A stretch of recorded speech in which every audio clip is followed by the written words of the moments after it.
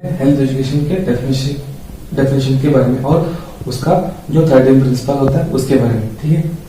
सो health education बोलता क्या है? So it is the process which is going to inform, motivate and help the people.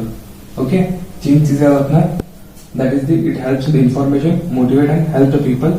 किस चीज के लिए? In order to adopt and maintain the healthy practice and lifestyle, ठीक है। पहली बार जो याद हो गया, it is a process which is going to inform, motivate and help the people to adopt and maintain the healthy practice and lifestyle. किस चीज के लिए? In order to advocate the environmental changes and in order to facilitate this goal, we conduct professional training and research. ठीक है, ये आधा definition हो गया, ये आधा डेफिनेशन हो गया, ठीक है।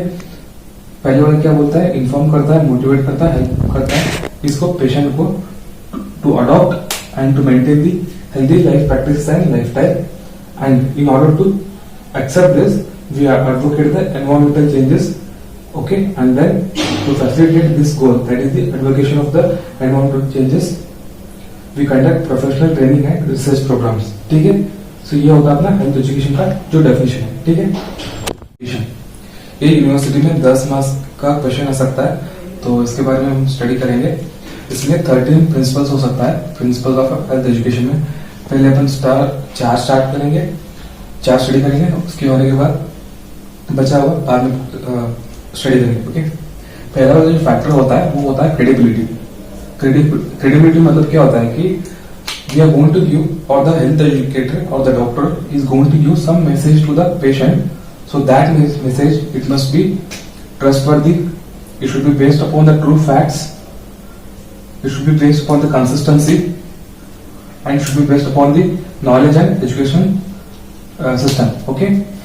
इन 5 फैक्टर पे डिपेंड करता है कि क्रेडिबिलिटी क्या है, and it should B trustworthy and based upon true facts, it should be consistent and contagious, knowledge, and it should B have proper educational system. Now second thing is interest. जो भी हम information patient को convey कर रहे हैं, it should be feeling that patient he should be able to feel that need, okay. Patient को बहुत eager होना चाहिए वो एजुकेशन लेने के लिए, ठीक है। Should be based on interest of the people and fail needs of the patient, okay. And the third thing is participation. जितना ज्यादा लोग पार्टिसिपेशन करेंगे उतना ज्यादा क्या होता है? इन्वायरमेंट ज्यादा होता है, सेंस ऑफ इन्वायरमेंट इंक्रीज होता है। जितना इंक्रीज होता है उतना लोग ज्यादा एक्सेप्ट करेंगे उस डिसीजन को, और मैक्सिमम हमें फीडबैक मिलने लगता है, ठीक है। And the fourth thing is motivation. Motivation is something where awakening fundamental desire to learn, okay. किसी चीज का दिल लग कर चाहना, so that is called as the motivation. So this is going to be called as contagious, okay. And इसमें 2 type होता है, primary motivation and secondary motivation. Primary motivation is inborn, something like it is going to be acquired by congenitally, right? Something like hunger and survival according to the our lifestyle, okay. So that is called as a primary motivation. In case of secondary motivation, so this is a kind of desire which is created by outward forces, or such as the kind of like praise, where if you want to love someone, or reward, or recognition, or the punishment. So this is about the motivation, okay.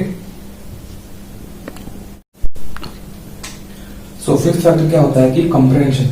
So comprehension मतलब क्या होता है कि we have to, or the health educator or the doctor, he must be able to communicate with the patient in the language he is going to understand, okay.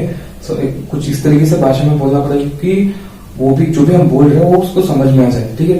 अगर समझ लो कि हम pressing techniques अगर बता रहे हैं, तो हम बता रहे हैं कि मॉडिफाइड बास टेक्निक यूज कर दो, तो उसको डेमोन्स्ट्रेट कर रहे हैं, तो हमें डेमोन्स्ट्रेट करना पड़ेगा, लेकिन हमें दिखाना पड़ेगा कि वो कैसे करते हैं, ना कि हमें वो टेक्निक बताना है, ठीक है। So we have to convey our message to the patient in which he is going to understand in his language, ठीक है। सो ये हो गया अपना कंप्रहेंशन।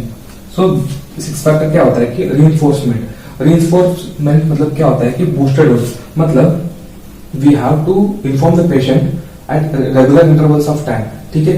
6 महीने के बाद हमें या फिर 3 महीने के बाद रेगुलर डेंटल विजिट को आना पड़ेगा। सो मतलब we have to interval at to the patient at certain intervals, so this must be, this repetition is necessary, okay. So this is about the 6th factor, that is the reinforcement. This is also called the booster dose. या फिर suppose कर लो कि अपना कोविड-19 आ गया, ठीक है। So we are going to give a booster dose for him at certain intervals of time, okay, say something like 6 months, right? So that is called as a reinforcement. So seventh factor है अपना learning by doing. सो यहाँ पे हमने 3 चीजें लिखा हुआ है। सो क्या होता है कि इफ आई हियर, अगर हमने सुना है तो मैं भूलूंगा नहीं, ठीक है। If I hear I forget, I don't forget, okay. If I see I won't remember, ठीक है। जो मैं देखता हूँ वो मैं दिमाग में याद रख सकता हूँ, ओके। अगर मैं करता हूँ, ठीक है, if I do I know, जो भी मैं करता हूँ वो मुझे मालूम है, ठीक है। So this 3 techniques are usually helpful in conveying the message, okay. This is by learning by doing. ये फैक्टर क्या होता है कि नोन टू अननोन, ठीक है। Health educator he should know how much peoples know, ठीक है।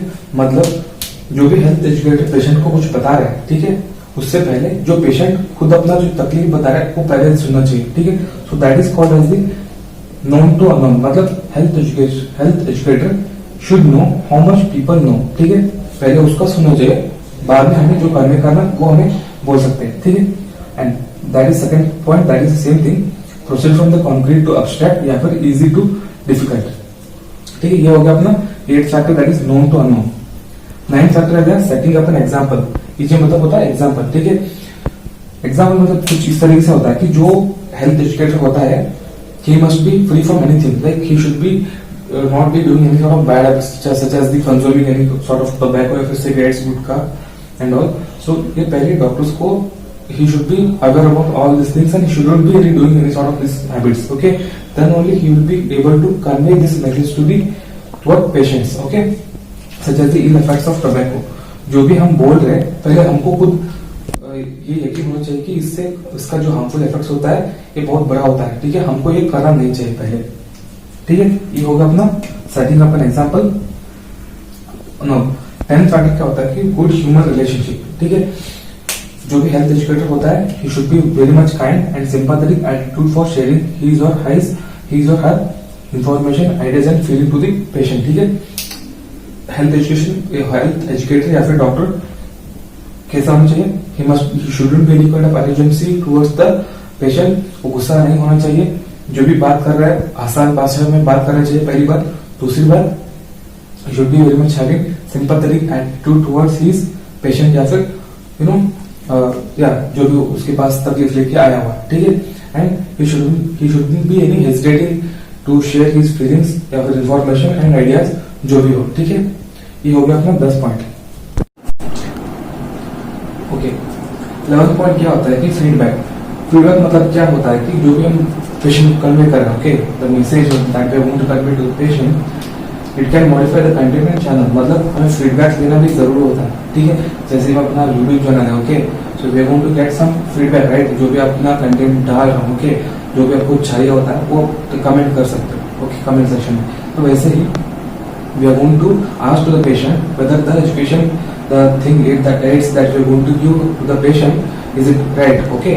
So वो चीज हमें जानना जरूरी होता है, so that is called the feedback.